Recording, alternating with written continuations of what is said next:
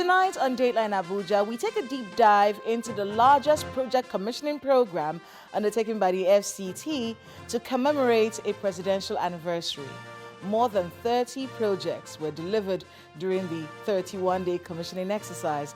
And for our interview segment, you sent your questions and we asked them during our media chat with the FCT minister. Your questions and his answers coming up shortly. This is Dateline Abuja.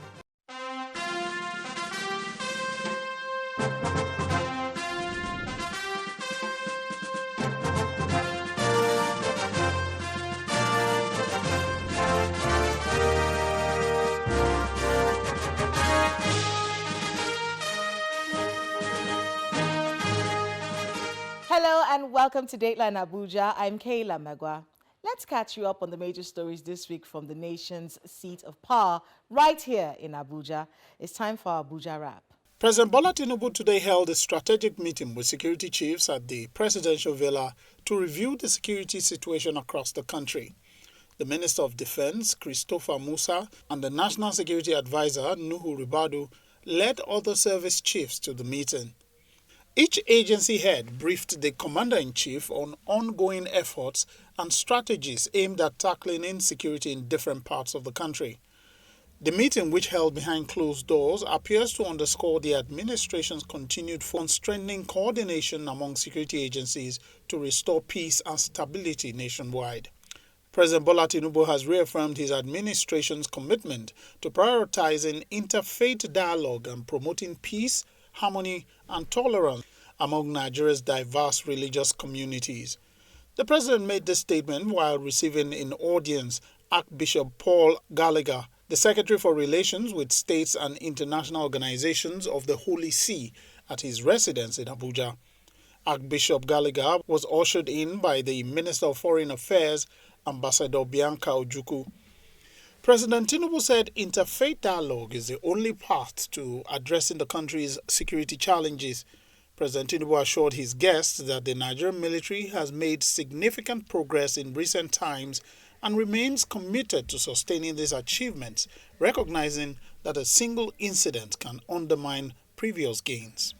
President Bola Tinubu has inaugurated the Presidential Working Group on the National Policing Bill, which will provide the national legal framework for a dual policing system in the country.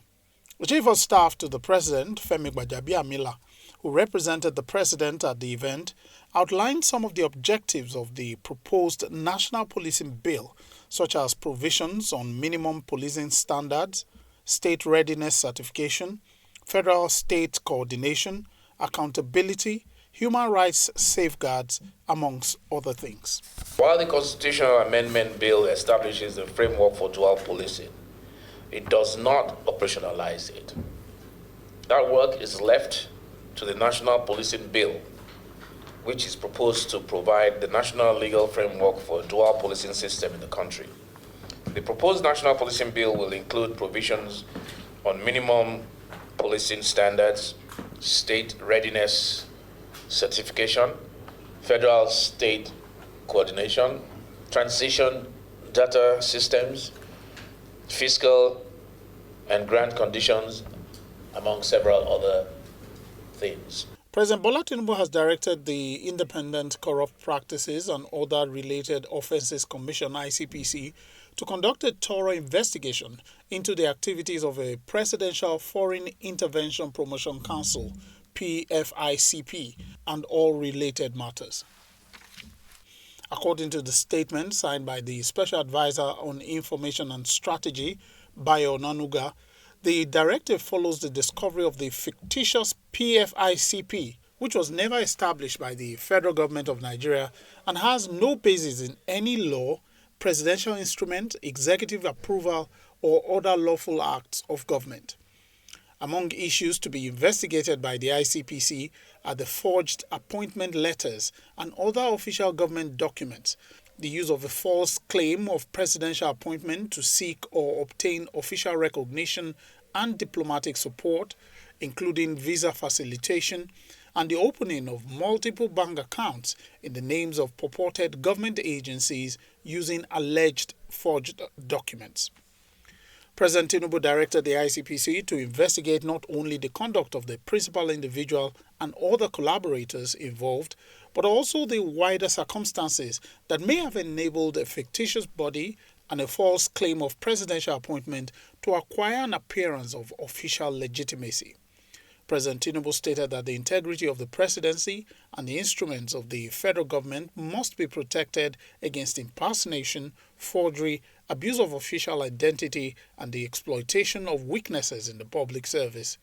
The president directed that the investigation be concluded and a comprehensive report submitted to him within 30 days.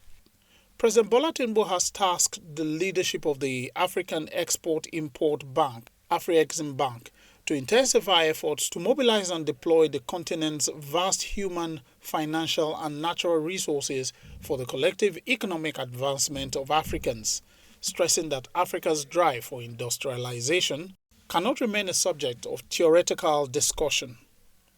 President Tinubu stated this during a visit by a delegation from Afrexim Bank, led by its president and chairman of the board, Dr. George Ilombi, to the State House, Abuja. The president said his administration's recent economic reforms, such as ending the fuel subsidy and tackling multiple exchange rates, are essential steps to combat corruption and ensure economic survival. Welcome back. The First Lady of Nigeria, Oluremi Tinubu, has commissioned the newly remodeled Abuja City Gate, which features a water fountain, presentation of 36 states of the Federation and the FCT, among other features. Now, speaking during the ceremony, Mr. Tinubu stated that the structure is befitting of a modern city, capable of competing with other public monuments across the globe. As we examine the 31 days of project commissioning, we do a breakdown on our focus on the FCT of just how many projects have been commissioned in this landmark event that's visually changed the look of the nation's capital.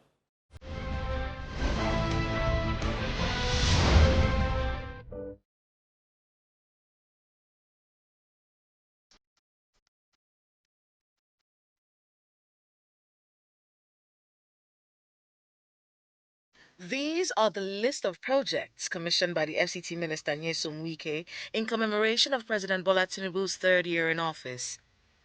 Overall, the FCT administration states that more than 30 projects have been delivered during the 31-day commissioning exercise, making it the largest project commissioning program undertaken by the FCT to commemorate a presidential anniversary.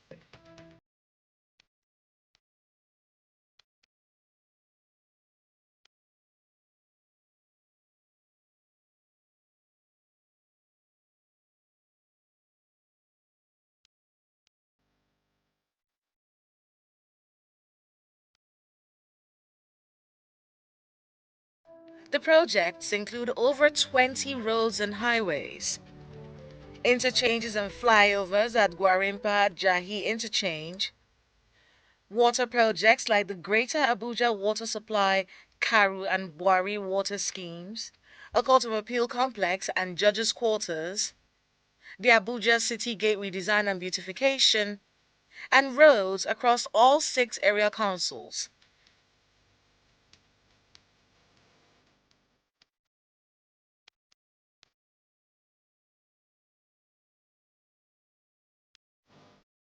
The commissioning of this remodeled Abuja City Gate by the Federal Capital Territory Administration marks day 22 in the series of project commissionings to celebrate President Tinubu's third year in office. Awarded in November of 2025, the project consists of a water fountain, modern illumination system, sitting areas, walkways, a representation of all 36 states of the Federation and the FCT, among others. In his remarks, the FCT minister attributes the project to the initiative of the First Lady, who's present for the occasion, and speaks on the usage as well as the maintenance structure. You thought it's that, look, this is not befitting of a nation. I'm going to add something to the administration of my husband. Your Excellency, I want to thank you most sincerely. And let me assure you that it is not going to be, okay, having commissioned it today, what will happen there? No. We're making an arrangement with Julius Berger to see that they take over the maintenance of this place so that we don't have anything to regret. And just like the Julius Berger MD has said, just on the other side is where you have the car parks. There's a provided for maybe restaurants, toilets. Come here, people can do their marriages here, can do their entertainment here, take pictures, and go and tell them, I am in overseas. The overseas I am is Nigeria. So I want to thank you. And let me also thank Mr. President. Yes, bringing out an idea is a different thing. And making sure that it is backed up with resources to accomplish it. This contract was awarded November last year. Today, we're in July, completed. If it did not make the resources available, it would have been difficult. That's why when people say, FCT, we are doing well. We are doing well because monkey they jump. Now we are 3 near 3. The special guest of honor, Senator Oluremi Tinubu, asserts that the remodeling became necessary to match up to a modern city. There is no better time than this historic anniversary to remodel the Abuja City Gate, an iconic landmark that stands as a symbol of our national identity and serves as the gateway to our nation's capital. When we look at a nation's capital, it represents the heart of its people. Abuja is Nigeria's diplomatic and administrative center, where all 36 states meet.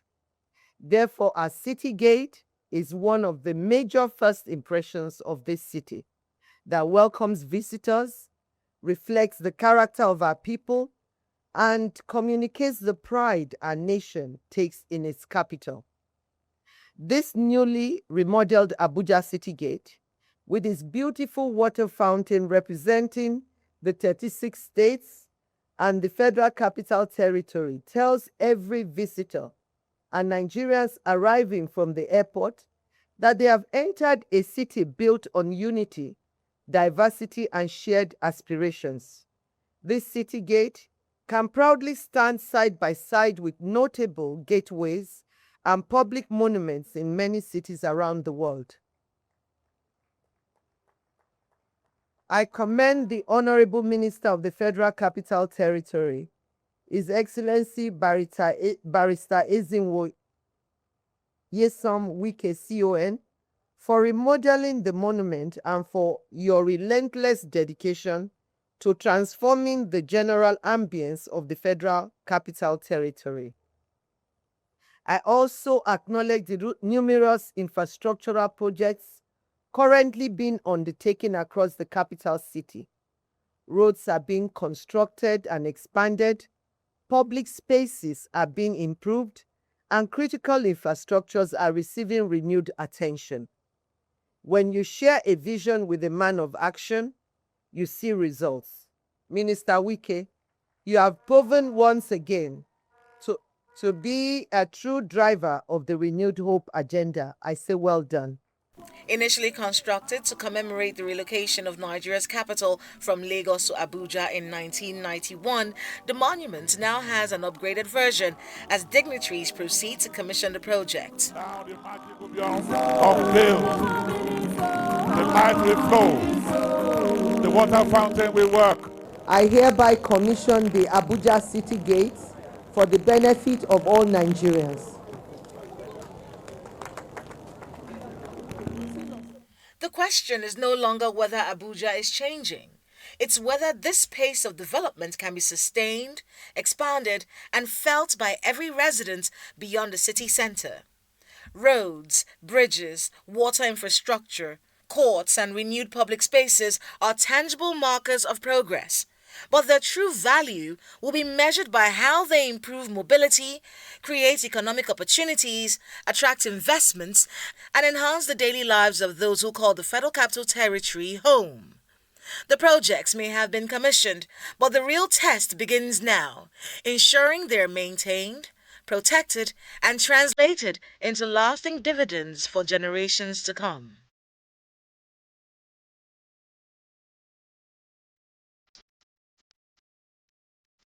A few days ago, the FCT minister had another media chat and took his time to answer the questions on FCT infrastructure development that you sent me to ask him. Here are your questions and his answers.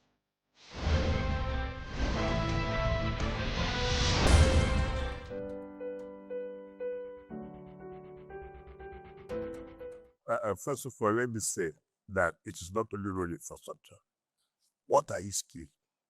You remember that during the second anniversary of Mr. President, when we launched commission the Abuja City Water, he said, you have to take this to the satellite towns. And it was made possible. Last week, the vice president, representing Mr. President, commissioned the Kalu Neighborhood Water Scheme. On 14th, the First Lady will represent the President in commissioning the Buhari Water Scheme. So it's not only road. Water is important and see water job. So we believe that by this 2026, we'll also take this water scheme to area councils like Abachi or Kuji, as the case may be, and pay them the resources we have. We've also talked about buildings. So it's not about road, but road is key. And I tell people, if you want to talk about development, the major issue of development has to do with infrastructure roads. If you don't have good roads, which school are you going to? If you don't have good roads, which industry are you going to site? Which investors will come? If you don't have good roads, where will you site the hospital? I am not saying that these are not important, but if you want to develop any nation first, roads and bridges lead the way. We have also not concentrated on roads. If I mention the number of schools that have been intervened, it's not less than 120 schools.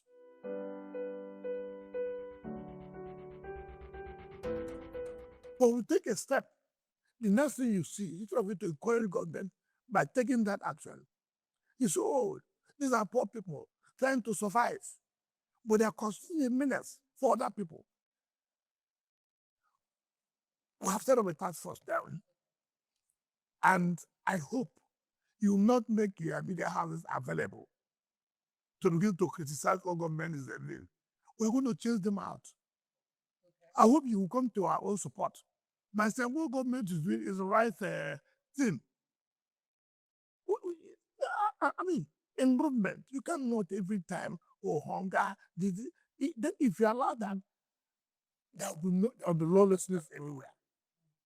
Oh, yes, it's not for the point of. It's so serious. Banners. Yes, it's one. It's birthday, like it's crazy. It's crazy. The tax force has been set up. So the follow-up question to that is the fact that, Your Excellency, you're the one who's always explaining things that are happening. Many of our feelers online and people who talk to us on the program and say, why don't you let your mandate secretaries talk a little bit more about the things that are being done by your government? Since they are in charge of... If anything happens, is it the mandate secretaries you hold or the minister you hold? Well, we want them to be able to be more responsible for the work that they are doing. They are not doing their own work. I have not stopped anybody from doing their own work. But I have to see them because I know virtually everything happening in all the departments. And that's why I'm in charge. So if you ask a question and I answer you, you go back and then what the minister said. But if it's a mandate secretary, the mandate secretary cannot tell you authoritatively that this is what he's going to do. He still has to come back to take permission. So is it not better hearing from me directly and holding me responsible? There's no way I will go back after you. Okay, take for example, in the same mandate secretary, for example, now, who will talk about security? The CP. How would the CP talk about security law? Yes, CP can talk about security, But I, who oversees the administration, will also have to talk about security, because I provide what the security agencies will use in doing their work.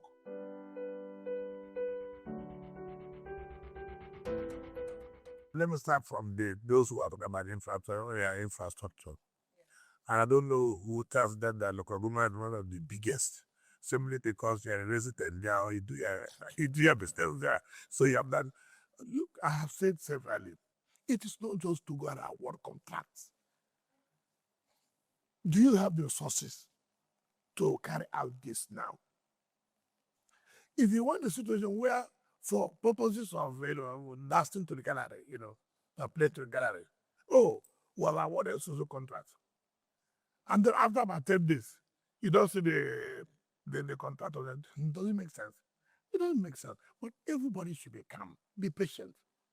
If we can go this far, then it means that you have hope that this thing will touch all the industries.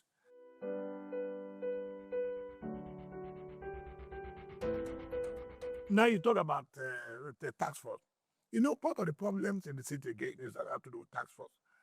The town of government, the either councils or what they call local government, have their own schedules where the constitution has allowed them to collect certain taxes and levies. But sometimes there's always a problem between the taxes they collect and the one that the state can collect.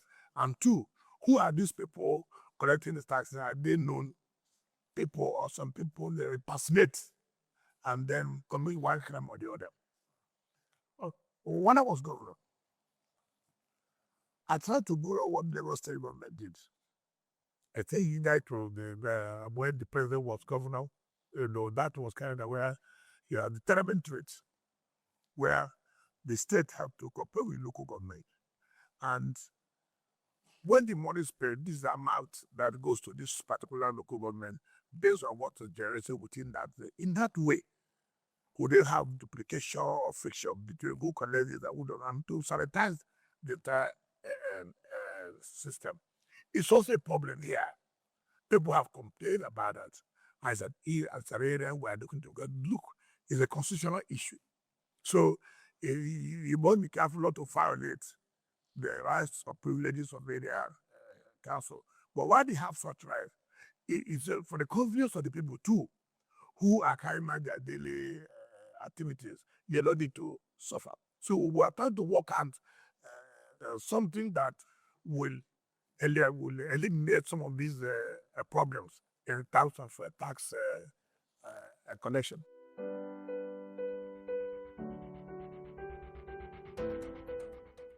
You can find that most of the documents people have do not have any ministerial approval. They just go there, the director of tax, they do one this and the other, and they write an agreement, and then they say, oh, we have needed this part. So they put the price and get it. You go to a place where they call pass and get it, they convert to residential houses. And how will you do that? You go to a place that is a passive recreation, nothing is happening. They do one caravan and rent it to people and make money. So everything conditions given are all violated. And if we have cases, over 2,000 cases, 1,500 come from Pakistan, Ghana. People are claiming ownership. He said, look, here's the area. All we want is recreation things that you can make around, make it beautiful, the flowers and the rest of the thing. He then need to convert it to hotels, to Mama Put. Is that the parks and garden? And we don't even have the record. And we came and said, listen, this cannot continue like this. We have taken back all the parks and the garden. If you want to have them, come apply. And then we'll go into conditions. It's not just, it's very pathetic. Very, very pathetic. And if you see the collision between individuals and those who work in these areas, is something else. So anybody who says he wants to have ice and garden must have to apply appropriately. It must have that ministerial approval.